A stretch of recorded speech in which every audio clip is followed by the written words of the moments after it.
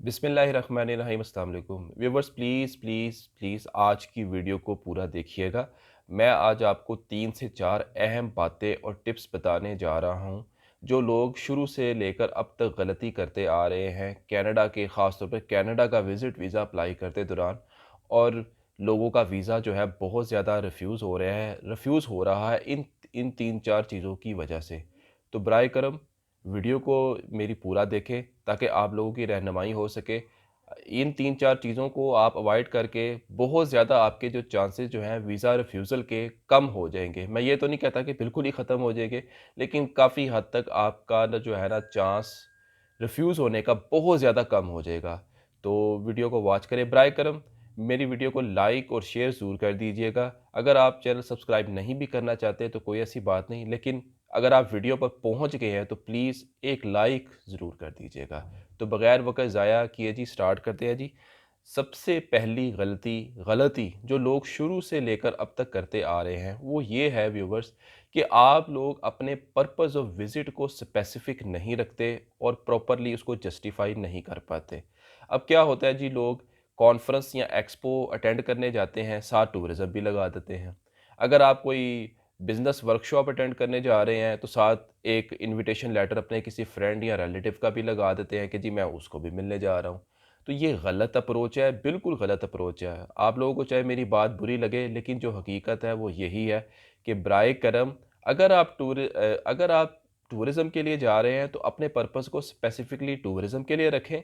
अगर आपका मकसद कॉन्फ्रेंस या एक्सपो अटेंड करना है तो सिर्फ वही रखें, और अगर किसी रिलेटिव को मिलने जा रहे हैं तो सिर्फ रिलेटिव को मिलने का मकसद ही दरकार रखें। इसके अलावा ये जो आ, 2-3 चीज़ों की खिचड़ी मत पकाया करें।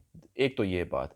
दूसरी बात ये है कि जी अगर तो आप टूर आपका पर्पस ऑफ विजिट टूरिज्म है, तो अगर आप ये समझते हैं कि जी मैं सिर्फ एक dummy hotel booking, dummy flight reservation, dummy चीज़ें की बुकिंग लगाकर अगर मेरा आपका वीज़ा लग जाएगा कनाडा का, तो ये आप एक ख्वाबों की दुनिया में रह रहे हैं, ऐसा नहीं होता है। देखें, कनाडा एम्बेसी की वेबसाइट का जो पोर्टल है वो आपसे कुछ और डिमांड करता है। अगर वो आपको खुद रिसर्च करनी है, देखनी है, हमने भी रिसर्च की होती है, लेकिन अब मैं चाहता हूँ कि आप लोग खुद भी रिसर्च करें, रिसर्च ओरिएंटेड बने, हमेशा दूसरों पर इंफॉर्मेशन लेने के लिए डिपेंड ना करें। देखें, अगर तो वेबसाइट का पोर्टल आपसे ये मांग रहा है कि जी आपको कंफर्म्ड बुकिंग किसी चीज़ की लगानी है, पेड बुकिंग लगानी है, तो वो आपको लगानी होगी, चाहे वो होटल की हो, फ्लाइट की टिकट की हो, या कोई भी आप कहीं कोई जगह चीज़ को देखने जा रहे हैं। अगर पोर्टल की डिमांड है कि जी आपने कंफर्म पेड बुकिंग लगानी है,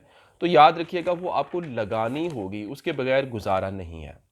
अब दूसरी गलती जो है वो लोग ये करते हैं कि जी दूसरी आपकी जो एप्लीकेशन की इंडेक्स जो होती है, मतलब आपने एप्लीकेशन में क्या क्या लगा रहे हो। अब जब वीज़ा अप्लाई करने की रेशो जब ज़्यादा होगी तो वो आपसे डॉक्यूमेंट्स को भी अच्छे तरीके से डिमांड करते हैं कनाडा वाले, और सही एक सीक्वेंस में लगाने होते हैं डॉक्यूमेंट। अब इसमें एक और चीज़ का मैं इजाफा कर दूं, कुछ लोग तो वीज़ा कवर लेटर जो है अपनी एप्लीकेशन, कनाडा की एप्लीकेशन के साथ अटैच ही नहीं करते। बहुत गलत बात है। अब जो लोग वीज़ा कवर लेटर अटैच करते हैं, 3-3 4-4 सफ़ों के लगा देते हैं और स्टोरियाँ बनाते हैं, सुनाते हैं कि मैं ये हूँ, मैं वो हूँ, मैं इधर गया, उधर गया। गलत, बिल्कुल गलत।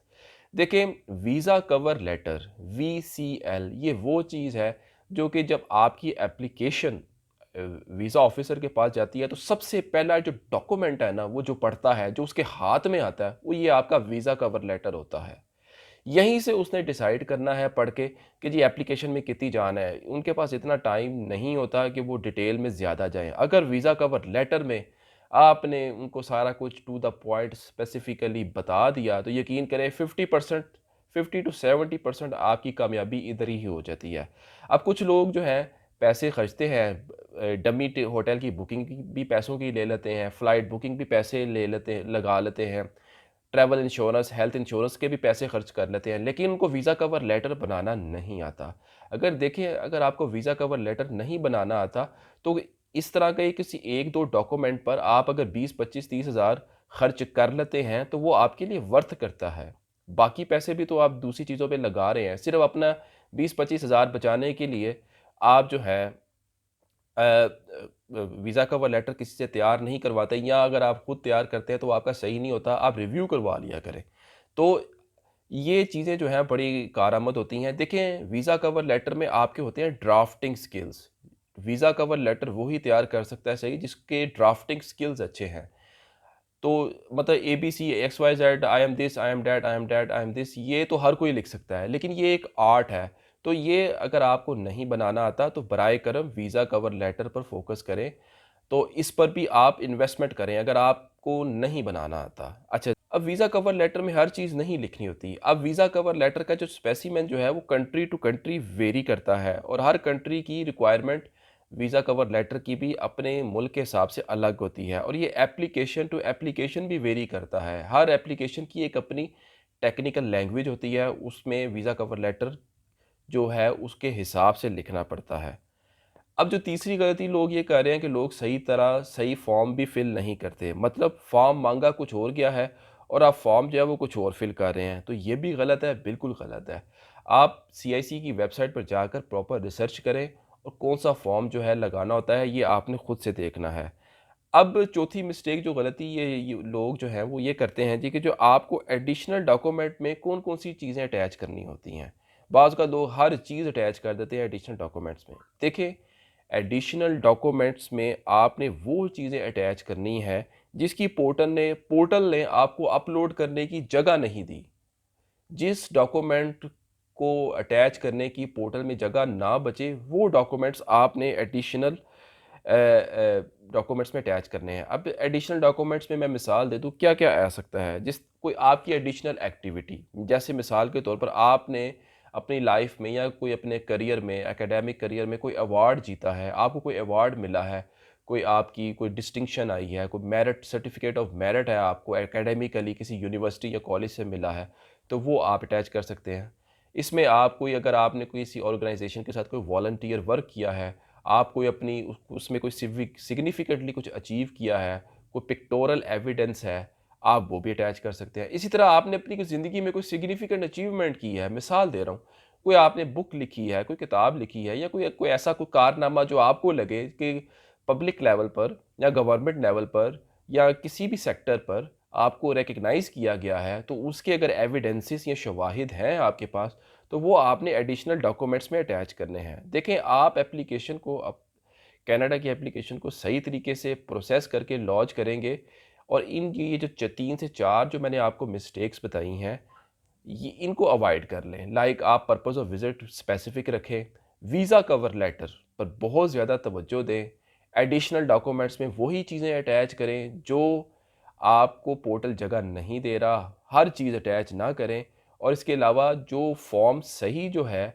डाउनलोड करें और सही वाला फॉर्म फिल करें। तो उम्मीद करता हूँ कि ये चीज़ें अगर आप करेंगे तो आपका जो है वीज़ा लगने के चांसेस बहुत ज़्यादा बढ़ जाएँगे। इस हवाले से अगर आपको कोई क्वेश्चन हो तो आप सिर्फ़ कमेंट बॉक्स में कर सकते हैं। प्लीज़ मुझे व्हाट्सएप पे राब्ता कॉन्टैक्ट ना किया करें। व्हाट्सएप पे सिर्फ़ मुझसे वो लोग राब्ता करें जो मुझसे ऑनलाइन पेड सेशन बुक करवाना चाह रहे हैं।